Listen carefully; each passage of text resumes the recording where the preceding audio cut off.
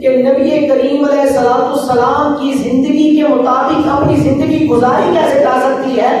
وہ اس طرح کہ ہمیں معلوم ہو جیسے حضور علیہ السلام چلا کرتے تھے ہم بھی اسی طرح چلا کرتے،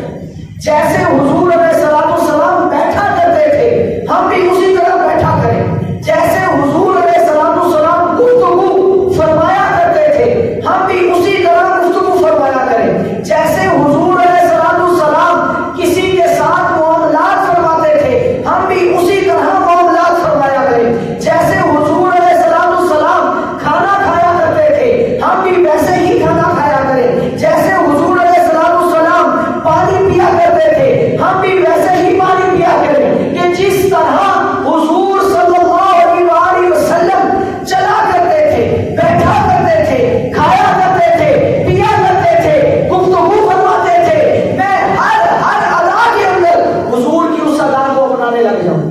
کہ فنا پھر رسول ہو جاؤں، کہ میرا ہر عمل نبی کریم علیہ السلام کے طریقے کے مطابق ہو جائے، میری ہر ادا حضور علیہ السلام کی ادا کے مطابق ہو جائے، اور جو اپنی زندگی کو حضور کی زندگی کے مطابق ڈھال لیتا ہے، حضور کی سنتوں پر عمل کرنے لگ جاتا ہے،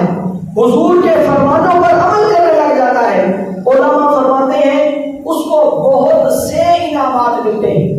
ان انعامات میں سے سب سے پہلا انعام کہ جو اپنی زندگی کو حضور کی زندگی کے مطابق ڈھال لیتا ہے، اللہ تعالیٰ اس سے راضی ہو جاتا ہے،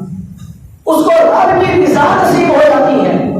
جب کوئی اپنے آپ کو حضور کی زندگی کے مطابق ڈھال لیتا ہے تو وہ اللہ تعالیٰ کے پسندیدہ بندوں میں شامل ہو جاتا ہے۔ جب کوئی اپنے آپ کو حضور کی زندگی کے مطابق ڈھال لیتا ہے تو اس کے دل کے اندر خوف خدا پیدا ہو جاتا ہے کہ وہ اللہ سے ڈرنے والا بن جاتا ہے۔ فرماتے ہیں جب کوئی اپنی زندگی کو حضور کی زندگی کے مطابق ڈھال لیتا ہے تو اس کو آخرت کا خوف نصیب ہو جاتا ہے کہ وہ آخرت کے معاملات میں غور و فکر کرنے لگتا ہے۔ فرماتے ہیں جب کوئی اپنے آپ کو حضور کی زندگی کے مطابق ڈھال لیتا ہے تو اس کے دل کے اندر حضور کی محبت پروان چڑھنے لگ جاتی ہے، اس کو محبت رسول نصیب